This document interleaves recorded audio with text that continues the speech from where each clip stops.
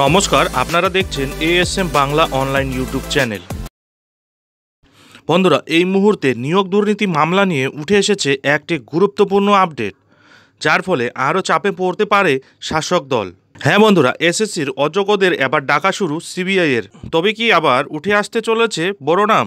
হ্যাঁ বন্ধুরা, সম্পূর্ণ বিষয়টি আলোচনা করব এই ভিডিওর মাধ্যমে, তাই ভিডিওটি স্কিপ না করে শুরু থেকে শেষ পর্যন্ত অবশ্যই দেখুন এবং চ্যানেলে নতুন হলে চ্যানেলটিকে সাবস্ক্রাইব করে বেল আইকনটি বাজিয়ে অল নোটিফিকেশন অন করে দিন। বন্ধুরা, 2016 সালের এসএসসি নিয়োগ প্রক্রিয়ায় চাকরি পাওয়া প্রায় 26,000 শিক্ষকের চাকরি বাতিলের নির্দেশ দিয়েছিল কলকাতা হাইকোর্টের বিশেষ বেঞ্চ। পরবর্তীকালে সুপ্রিম কোর্ট তাতে অন্তর্বর্তী স্থগিতাদেশ দেয়। ওএমআর ম্যানিপুলেশন করে চাকরি পেয়েছেন, মেধা তালিকায় নাম না থাকা সত্ত্বেও চাকরি পেয়েছিলেন, তাদেরই এবার ধরে ধরে তলব করছে সিবিআই। হ্যাঁ বন্ধুরা, অযোগ্য শিক্ষকদের এবার তলব শুরু করলো সিবিআই। কোথাও নাম নেই, কিভাবে চাকরি পেলেন, কাকে টাকা দিলেন, এরকমই সিবিআইয়ের করা প্রশ্নের মুখে এবার পড়তে পারে অযোগ্যরা। পরীক্ষার অ্যাডমিট কার্ড ও বেতন পাওয়ার নথিসহ নিজাম প্যালেসে তলব করা হয়েছে অযোগ্যদের। হাইকোর্টের রায়কে হাতিয়ার করেই এই তলব সিবিআইয়ের। নিয়োগ কেলেঙ্কারিকে সামনে রেখে ইতিমধ্যেই শাসক শিবিরের বিড়ম্বনা বেড়েছে। এবার অযোগ্যদের তলব করায় শিক্ষক নিয়োগ দুর্নীতিতে শাসক দল কি আরও অস্বস্তিতে পড়তে চলেছে, উঠছে প্রশ্ন। নিজাম প্যালেসে এবার তলব করা হয়েছে অযোগ্য শিক্ষকদের। তালিকা ধরে ধরে প্রায় 4,327 জন অযোগ্যকে তলব করা শুরু করেছে সিবিআই। অযোগ্যদের মোট 6টি তালিকা সিবিআইয়ের হাতে।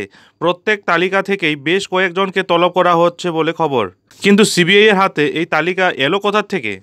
সূত্রের খবর, ওএমআর যাচাইকারী সংস্থা নাইসা থেকে সিবিআই যে হার্ড ডিস্ক উদ্ধার করেছে সেখানে রয়েছে কারা সাদা খাতা জমা দিয়ে চাকরি পেয়েছেন, কাদের ওএমআরে ম্যানিপুলেশন হয়েছে তার সম্পূর্ণ তালিকা রয়েছে সেখানে।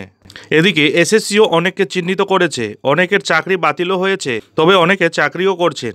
এই অযোগ্যদেরই এবার তলব করেছে নিজাম প্যালেস। সম্প্রতি 2016 সালের এসএসসি নিয়োগ প্রক্রিয়ায় চাকরি পাওয়া প্রায় 26,000 শিক্ষকের চাকরি বাতিলের নির্দেশ দেয় কলকাতা হাইকোর্টের বিশেষ বেঞ্চ। পরবর্তীকালে সুপ্রিম কোর্ট তাতে অন্তর্বর্তী স্থগিতাদেশ দেয়। সেখানেই যারা সাদা খাতা জমা দিয়ে বা ওএমআর ম্যানিপুলেশন করে চাকরি পেয়েছেন, মেধা তালিকায় নাম না থাকা সত্ত্বেও চাকরি পেয়েছিলেন, তাদেরই কিন্তু এবার ধরে ধরে তলব করছে সিবিআই। এখন দেখার বিষয় এটাই যে অযোগ্য প্রার্থীদের তলবের পর এবার কার নাম সামনে উঠে আসতে চলেছে। যাই হোক বন্ধুরা, এখন এ পর্যন্তই। এই ধরনের নিয়োগ সংক্রান্ত ছোট বড় আপডেট ঠিক সময় মতো পেতে অবশ্যই চ্যানেলে চোখ রাখুন।